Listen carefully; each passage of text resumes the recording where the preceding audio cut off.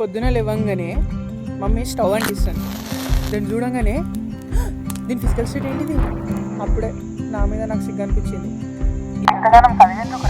మీకు కూడా గట్లా అనిపిస్తే చెప్తున్నా ఇనురి అనిపించుడైంది. ఎప్పుడైనా సరే మంట రానికి మనకు కావాల్సినవి 3. అవేంటి?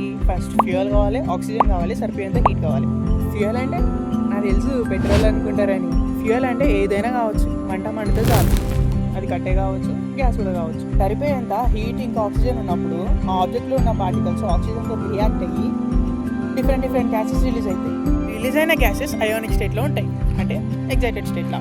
ఈ రేడియేట్ అయిన గ్యాస్ మాలిక్యూల్స్ ఏం చేస్తాయి అంటే ఎలక్ట్రోమాగ్నెటిక్ రేడియేషన్ రిలీజ్ చేస్తుంది. అదే ఎలక్ట్రోమాగ్నెటిక్ రేడియేషన్ మనకి మంట లెక్క కనిపిస్తుంది. సో ఫైనల్గా మంట యొక్క ఫిజికల్ స్టేట్ అంటే గ్యాస్ స్టేట్ అంటావా?